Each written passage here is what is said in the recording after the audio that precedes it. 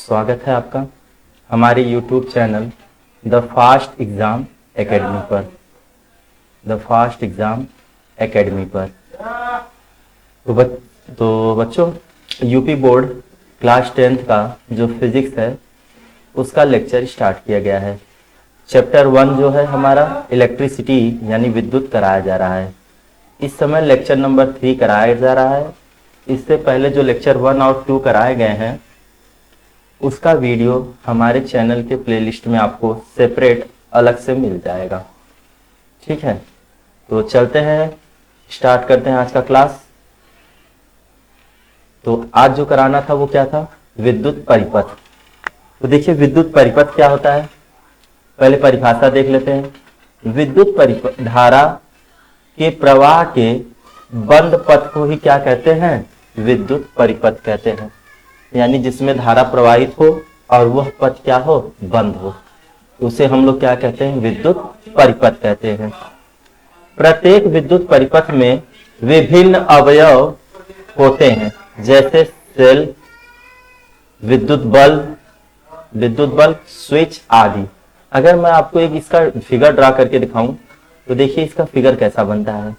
ये हमारा सोर्स होता है, एक बड़ा एक छोटा, ठीक है, टर्मिनल होते हैं। ये बड़ा वाला टर्मिनल क्या होता है? प्लस, छोटा वाला क्या होता है? माइनस होता है। जब एक प्लस एक माइनस होता है तो इसका नाम क्या लिखा जाता है? सेल। ठीक है, इन सेल को जोड़कर ही क्या बनते हैं? बैटरी बनते हैं। जैसे मैं कहूं एक बड़ा टर्मिनल, एक छोटा, फिर एक बड़ा और एक छोटा, तो फिर एक बड़ा फिर एक छोटा, तो ये वाला प्लस होगा, ये वाला क्या होगा? माइनस होगा। तो इस तरीके से देखा जाए तो एक बड़ा एक छोटा मिलाकर एक सेल, 2 सेल और 3 सेल। तो ये जो हमारी होगी 3 सेल की, इन्हीं को हम लोग क्या कहते हैं? बैटरी कहते हैं। आम भाषा में इसे क्या कहते हैं? बैटरी कहते हैं। ठीक है, तो देखिए विद्युत परिपथ में क्या क्या होता है। मान लीजिए यहाँ पर एक प्रतिरोध होगा, ठीक है, और फिर यहाँ पर एक विद्युत बल्ब, मैंने लिखा है ना जैसे विद्युत बल्ब, तो विद्युत बल्ब मान लीजिए यहाँ पर हमारा क्या है? विद्युत बल्ब है, इस तरीके से, ठीक, जिसमें प्रतिरोध लगा होगा।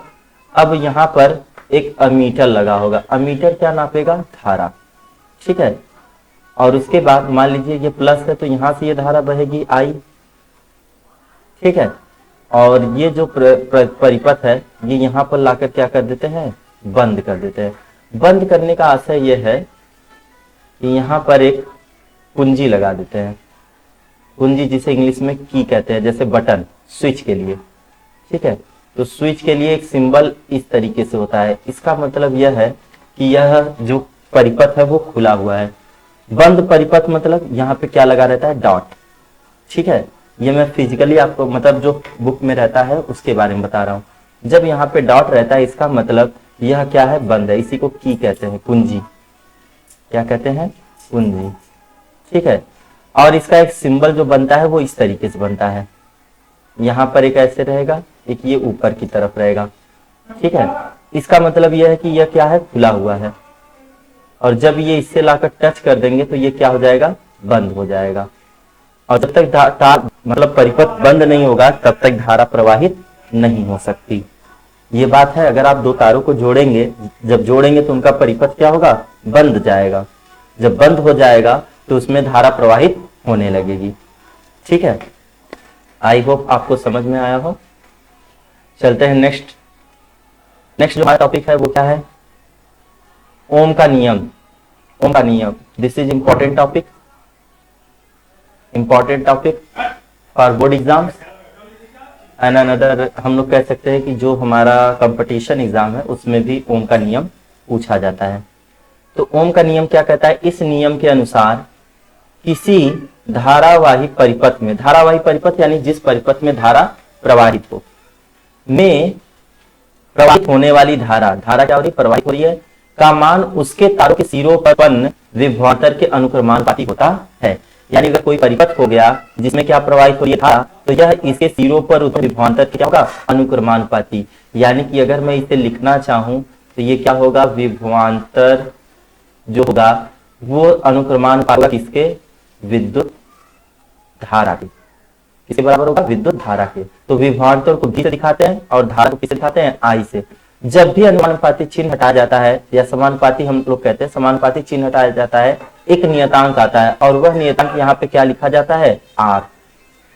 यहाँ पे यह नियतांक लिखा जाता है आर लिखा जाता है।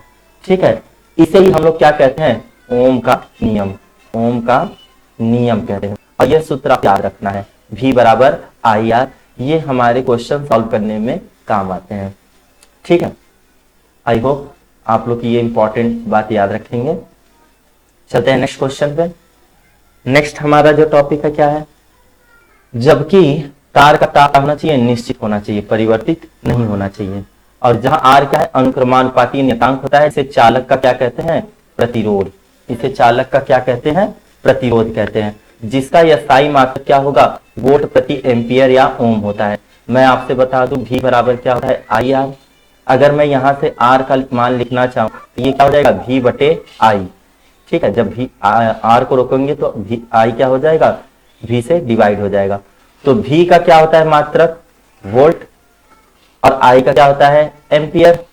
तो सिंपली जो हमारा मात्रक होगा वो क्या होगा, वोल्ट प्रति एम्पियर, या इसी को हम क्या कहते हैं, ओम कहते हैं। क्या कहते हैं, ओम, जिसे सिंबॉलिकली इस तरीके से लिखा जाता है। ये ओम का क्या होता है, चिन्ह होता है। ठीक है, मैंने आपको बता भी दिया कि ओम का नियम क्या है, और ओम के नियम का जो सूत्र होता है उसमें जो V I R जो सिंबल होते हैं उसके मीनिंग क्या होते हैं, ये सारी चीजें बता दी गई है। ठीक है, चलते हैं नेक्स्ट पे। नेक्स्ट हेडिंग हमारा क्या दिया है, विद्युत प्रतिरोध। अभी हमने विद्युत प्रतिरोध के बारे में बताया, जो अनुक्रमानुपाती नियतांक था उसी का नाम क्या रखा गया, विद्युत प्रतिरोध।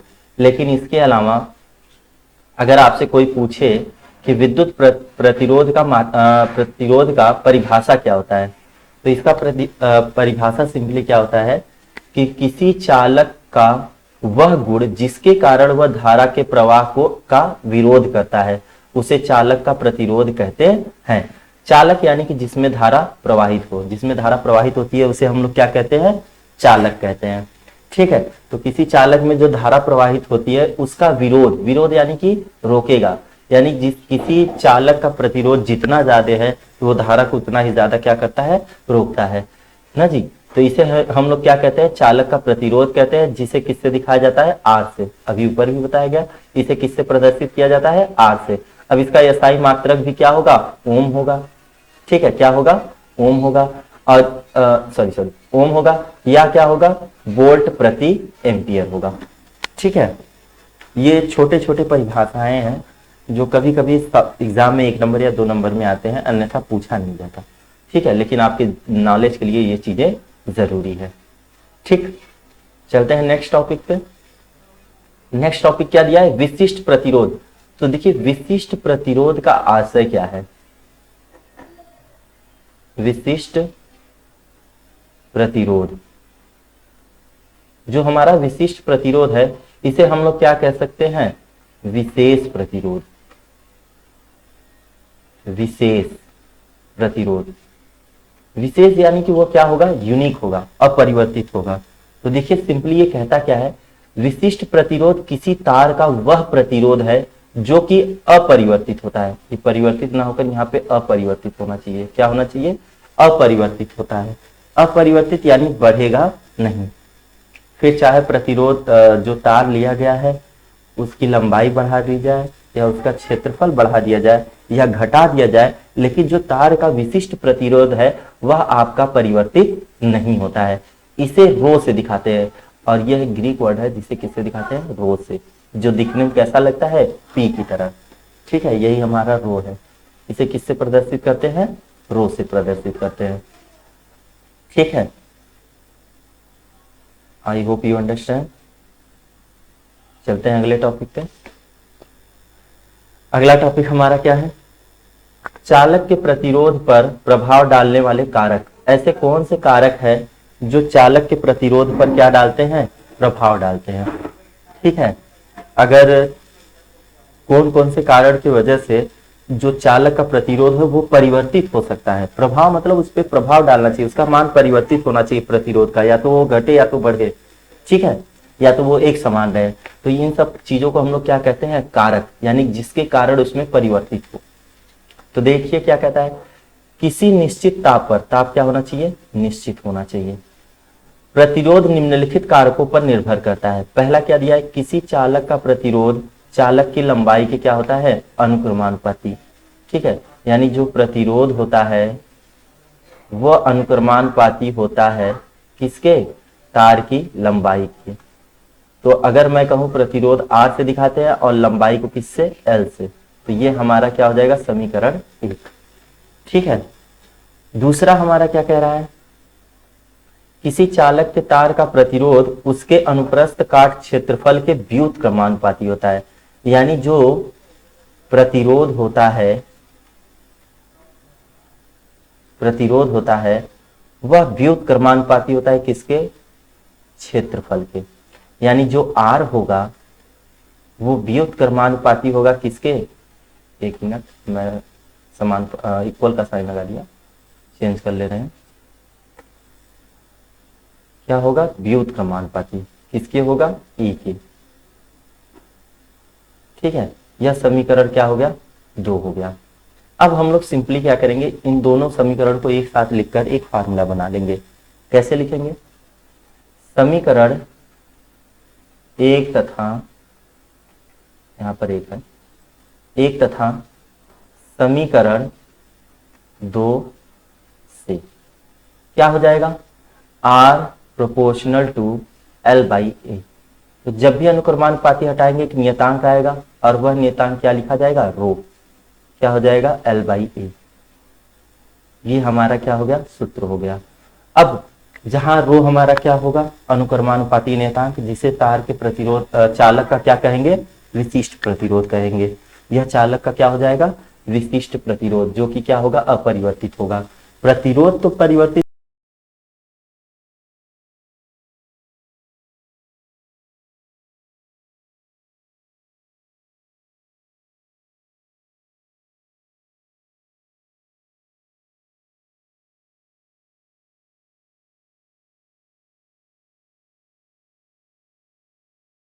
होता है, लेकिन जो विशिष्ट प्रतिरोध होता है वह अपरिवर्तित होता है। ठीक है, तो देखिए क्या क्या होगा इसका, जहां रो क्या होता है, अनुक्रमानुपाती नियतांक होता है जिसे चालक का विशिष्ट प्रतिरोध कहते हैं। विशिष्ट प्रतिरोध, विशेष प्रतिरोध, यानी कि यह परिवर्तित नहीं होगा। इसका यह साई मात्रक क्या होता है, ओम मीटर होता है। क्या होता है, ओम मीटर। प्रतिरोध चालक के तार के प्रकृति पर निर्भर करता है। सही बात है, प्रतिरोध का मान चालक के तार पर निर्भर करता है, उसकी प्रकृति पर। जैसे मैं कहूं तो सबसे अच्छा चालकता जो होती है वह किसकी होती है, चांदी की। किसके तार की होती है, चांदी की तार की। ठीक है, तो इसकी चालकता अधिक है, यानी कि इसका प्रतिरोध क्या होगा, कम होगा। जिसकी चालकता अधिक होगी उसका प्रतिरोध क्या होगा, कम होगा। तांबे का प्रतिरोध चांदी की अपेक्षा क्या होता है, कम होता है। ठीक है, सॉरी, मतलब चांदी का प्रतिरोध जो है वह कम होता है और जो तांबे का प्रतिरोध है वह क्या है, अधिक है। तो यह किस पे निर्भर करता है, प्रकृति पे। यानी कि जो आप चालक ले रहे हैं वह किस प्रकृति का है, ठीक है, या किस धातु का बना है, इस तरीके से आप समझ सकते हैं। प्रतिरोध ताप पर क्या करता है, निर्भर करता है। ठीक है, अगर मैं बात करूं ये जो ओम मीटर लिखा गया है यह किस तरीके से लिखा जा सकता है, अगर आपको याद हो गया तो ठीक, नहीं तो मैं आपको एक तरीका बता दे रहा हूं। जैसे आपको क्या लिखना है, रो का मात्रक लिखना है। तो देखिए अगर मैं यहां से लिखना चाहूं तो क्या होगा, R बटे में इधर तिरछा गुणा होगा, R इंटू ए हो जाएगा। तो रो का अगर मैं मान लिखना चाहूं तो ये क्या हो जाएगा, RA भागे L। ठीक है, ए को तिरछा गुणा कर लीजिए, L नीचे आ जाएगा। अब अगर मैं इनका मात्रक लिखूं, क्या लिखूं, मात्रक, तो सिंपली बताइए R का क्या होता है, ओम, ए का क्या होता है, मीटर स्क्वायर, ये हाइफन होता है। ठीक है, मीटर स्क्वायर, क्षेत्रफल का क्या होता है, मीटर गुणे मीटर, मीटर का वर्ग हो जाएगा, और लंबाई का भी क्या होता है, मीटर। तो यह मीटर से मीटर क्या होगा, कट जाएगा। तो जो ओम का मान आएगा वो क्या आएगा, ओम मीटर आएगा। ठीक है, क्या आएगा, ओम मीटर। यही चीज आप यहाँ पे लिखे हुए हैं। क्या लिखे हैं, इसका यह सही मात्रक ओम मीटर। अगर सिंबॉलिकली लिखे तो ये हो जाएगा ओम और ये क्या हो जाएगा, metre. I hope you understand. Move करते हैं अगले टॉपिक पे। अगला हमारा क्या है, सवाल है। ठीक है, तो सवाल सॉल्व कर लेते हैं एक को। ठीक है, तो देखिए क्या कह रहा है उदाहरण। यदि ए 120 सेंटीमीटर लंबे और 0.04 व्यास वाले तार का प्रतिरोध 25 ओम है तो तार की धातु का विशिष्ट प्रतिरोध ज्ञात कीजिए। ठीक है, तो देखिए लंबाई हमें सिंपली क्या दिया, अगर मैं इसे सॉल्व करूं तो जो लंबाई दिया है एल से दिखाते हैं, कितना दिया 120 सेंटीमीटर।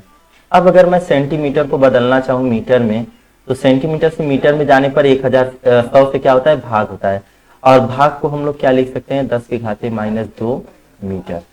ठीक है, या तो मैं इसे यल से, जब 10⁻² है, भाग देंगे तो 2 दशमलव कहाँ आ जाएगा, आगे की तरफ, ये क्या आ जाएगा, यल का मान। ठीक है, जो व्यास दिया है, व्यास को हम लोग किससे दिखाते हैं, व्यास को किससे दिखाते हैं, डी से। कितना दिया है, 0.04 mm यानी कि मिलीमीटर। अब अगर मैं इसे और लिखना चाहूं मिलीमीटर से मीटर में, सभी को SI मात्रक में लिख लेते हैं। 0.04 गुणे 10⁻³ क्या हो जाएगा, मीटर। ये क्या हो गया, हमारा व्यास हो गया। लेकिन हम लोग इससे क्या निकालेंगे, त्रिज्या। क्या निकालेंगे, त्रिज्या। तो जो त्रिज्या होता है वो व्यास का क्या होता है, आधा होता है। तो R बराबर व्यास का मान कितना है, 0.04 गुणे 10⁻² बटे क्या हो जाएगा, 2। तो 2 से कट करेंगे तो कितना आएगा, 0.02। तो R का जो मान आएगा वो कितना आ जाएगा, 0.02 गुणे 10⁻, यहाँ पे -3 है ना जी, कितना है, -3। 10⁻ क्या होगा, -3 हो जाएगा। ठीक है, ये किस में आ गया, मीटर में। अब हमारा जो सेंटीमीटर था वो भी मीटर में आ गया, और जो मिलीमीटर था वो भी किस में आ गया, मीटर में आ गया। और एक आपको क्या दिया है, आर का मान। तो आर का मान प्रतिरोध, प्रतिरोध के किससे दिखाते हैं, आर से। कितना दिया है, 25 ओम। तो जो प्रतिरोध है, प्रतिरोध जो कि हमारा किससे दिखाया जाता है, आर से, कितना दिया है, 25 ओम दिया है। ठीक है, और हमसे क्या पूछा है, विशिष्ट प्रतिरोध। क्या पूछा है, विशिष्ट प्रतिरोध किससे दिखाया जाता है, रो से। ये हमारा पूछा गया है। ठीक है, तो सिंपली हम लोग सूत्र जानते हैं, क्या जानते हैं, आर बराबर क्या होता है, रो L/A। हमसे सिंपली क्या पूछा है, रो पूछा है। तो मैं अगर रो यहां से निकालना चाहूं, ये क्या हो जाएगा, RA भागे क्या हो जाएगा, L हो जाएगा। ठीक है, अब ए का तो मान हमें नहीं दिया है, लेकिन चूंकि तार है ना, तो तार का जो सिरा होता है, मतलब अनुप्रस्थ काट से लंबाई देखेंगे तो वो कैसा होता है, सर्कल की तरह, यानी कि वृत्तीय होता है। तो मैं इसे अगर लिखना चाहूं तो ये R हो जाएगा। देखिए ऐसे तार है ना, ये तार है मान लीजिए, और यहाँ की बात हो रही है, तो ये कैसा होता है, बिल्कुल सर्कुलर यानी कि वृत्ताकार। तो इसका क्षेत्रफल क्या हो जाएगा, πr²। वृत्त का क्षेत्रफल क्या होता है, πr²। ठीक है, देखिए अब क्या हो जाएगा, इसे मैं हटा दे रहा हूं। देखिए अब सिंपली सबका वैल्यू रख लेते हैं और इसे कैलकुलेट कर लेते हैं।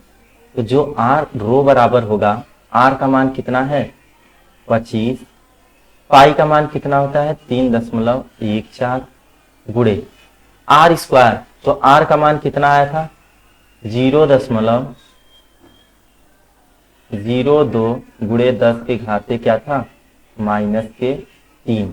अब इसका क्या करना है, वर्ग करना है। तो स्पेस थोड़ा कम है, ऐसा करते हैं, इसे इरेज कर लेते हैं और थोड़ा नीचे लिख लेते हैं। इसे यहां से हटाकर क्या करते हैं, नीचे लिख लेते हैं। ठीक है, तो यहां से क्या हो जाएगा, रो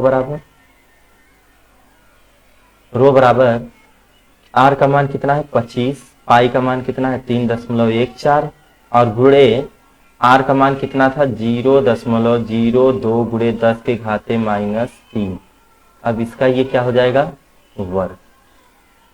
ठीक है, भागे क्या होगा, यल था, यल का मान कितना था, यल का मान आपका कितना था, चेक कर लेते हैं। यल का मान आपको कितना गिवन है, 120 सेंटीमीटर, जिसे मैं चेंज किया था तो कितना आया था, 1.2 मीटर आया था। तो सिंपली इसे बदल लेते हैं, 1.2 मीटर क्या हो जाएगा, 1.2। ठीक है, अब इसे सॉल्व कर लेते हैं और हमारा आंसर आ जाएगा। देखिए अगर मैं इसे 2 से कट करूं तो 2 1 का 2, 1 बचेगा, यहाँ पर 11 हो जाएगा, 2 5 सॉरी 2 7 14। एक मिनट से हटा देते हैं। ठीक है, तो कितना हो जाएगा, 2 1 का 2, 1 बचेगा, 11 हो जाएगा, 2 5 10, फिर 1 बचेगा, कितना हो जाएगा 14, 2 7 14, 2 पे दशमलव, 2 पे दशमलव। ठीक, ये हमारा क्या हो जाएगा 1.57। ठीक है, 1.57 और इसे कट करेंगे तो कितना हो जाएगा 0.6। ठीक है, और क्या कर सकते हैं, देखिए ये 2 पे दशमलव है, यह 1 पर है, 100 से अगर ऊपर नीचे गुणा करूं मैं तो ये क्या हो जाएगा 25 गुणे 157 बटे कितना हो जाएगा 60, और ये हमारा कितना हो जाएगा, देखिए ध्यान से सुनिएगा, ये 2 पे दशमलव है, अगर मैं पावर इन्हें दे दूं मतलब 2 दशमलव दाहिने साइड ले जाऊं तो ये हमारा क्या हो जाएगा 2 गुणे 10 के घाते -5 का क्या हो जाएगा वर्ग हो जाएगा, क्या हो जाएगा वर्ग हो जाएगा। ठीक है, दशमलव कहाँ आ जाता है दाहिने साइड। याद रखिएगा भाग देने पर जो ये माइनस होने का मतलब क्या है, भाग है, अगर घात माइनस में है इसका मतलब ये भाग है, और जब घात प्लस में हो इसका मतलब वो क्या है गुणा है। ठीक है, अब सिंपली इसे सॉल्व कर लेते हैं। देखिए क्या होगा, 5 से कट करें या 5 से कट कर देते हैं तो 5 5 25 और 12 पंजे क्या होता है 60। ठीक है, और एक स्टेप लिख लेते हैं, क्या हो जाएगा रो इक्वल टू 5 गुणे 157 गुणे 2 का वर्ग क्या हो जाएगा 4, और यह कितना हो जाएगा 10 के घाते माइनस घात का गुणा होता है तो ये 10 के घाते 10 हो जाएगा, भागे कितना आ जाएगा 12। ठीक है, अब यहां से अगर मैं बात करूं, यह तो 12 हो गया, अब मैं इसे सॉल्व कर लूं तो 4 इकाई 1 और 4 तिहाई 12। ठीक है, अब हम सिंपली क्या करेंगे गुणा करेंगे और 3 से क्या कर देंगे भाग दे देंगे, हमारा आंसर आ जाएगा। तो देखिए क्या आएगा, यहां से क्या हो जाएगा ना जी, तो 5 रो बराबर क्या होगा 5 गुणे 157 गुणे 10 के घाते -10 भागे क्या है 3 है। अब मैं इसे सिंपली सॉल्व कर लेता हूं, तो देखिए 5 से गुणा करेंगे तो 5 साथे क्या हो जाएगा 35, कितना आ जाएगा 3, फिर 5 5 25 और 3 कितना हो जाएगा 28, क्या आ जाएगा 2, फिर 5 1 का 5 और 2 कितना हो जाएगा 7, भागे क्या हो जाएगा 3 गुणे 10 के घाते -3, 10 के घाते -10। ठीक है, अब इसे 3 से भाग दे देते हैं। देखिए भाग कैसे देंगे, 3 दुना के 6। देखिए ये वाला काम ठीक है अगर आपको आता है, लेकिन अगर आप डायरेक्ट करना सीख गए तो ये काफी बेनिफिशियल होता है। बेनिफिशियल होने का मतलब आप डायरेक्ट सॉल्व कर लीजिए कि हाँ इतना, अगर 3 से भाग दे रहे हैं 3 दूनी की 6 होगा, 1 बचेगा तो ये 18 हो जाएगा। ठीक है, इस तरीके से। अगर नहीं तो फिर देखिए 3 दूनी के यहाँ पे क्या होगा 6 होगा, 1 बचेगा, फिर हम लोग 8 लिखेंगे, ये 3 छक्का क्या होगा 18 होगा, ये कट जाएगा, फिर 5 लिखेंगे, फिर 3 1 का क्या होगा 3 होगा, फिर 2 बचेगा, फिर दशमलव लिखेंगे, फिर 0, 3 छक्का क्या हो जाएगा 18 हो जाएगा, फिर 8, फिर 2 बचेगा, दशमलव है 0, 3 छक्का क्या होगा 18। या तो सिंपली अगर आपको ये तरीका आता है तो ये कर लीजिए, नहीं तो मैं तो हमेशा यही कहता हूँ कि आप हाई स्कूल में अगर हैं तो इस तरीके से भाग देना आपको आना चाहिए कि 3 दूनी के 6 हो गया, 3 दूनी के 6 होगा तो 1 बचा, ये 18 हो गया तो 3 छक्का 18 हो जाएगा, फिर 5 बचा तो 3 1 का 3 होगा तो 2 बचेगा, फिर दशमलव लिखेंगे तो ये क्या हो जाएगा 3 दूना के 3 छक्के 18, फिर 3 छक्का 18, 10 के घाते क्या हो जाएगा -10 ओम मीटर होगा। अब अगर मैं रो का मान लिखना चाहूं तो क्या हो जाएगा, देखिए अगर ये माइनस होने का मतलब क्या होता है भाग होता है, तो अगर मैं 10 के घाते 2 संख्याएं और दशमलव आगे की तरफ लिखूं तो ये होगा 2.616 गुणे 10 के घाते क्या लिख सकता हूं -8। माइनस लिखने का मतलब मैं 100 से क्या किया भाग दिया तो यह दशमलव जो इस अंक पे था ये 2 कहाँ गया आगे। ठीक है, तो यहां से जो रो का मान आया है जिसे मैं अप्रॉक्स लिखना चाहूं तो क्या लिख सकता हूं रो बराबर 2.61 गुणे 10 के घाते -8 ओम मीटर। यह हमारा क्या होगा? आंसर होगा। यह हमारा क्या होगा? आंसर होगा। ठीक है, 2.61 गुणे 10 के घाते -8 ओम मीटर। ठीक है,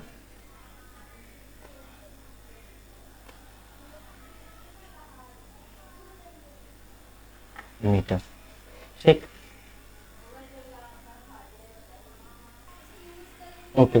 तो आज के लिए इतना ही।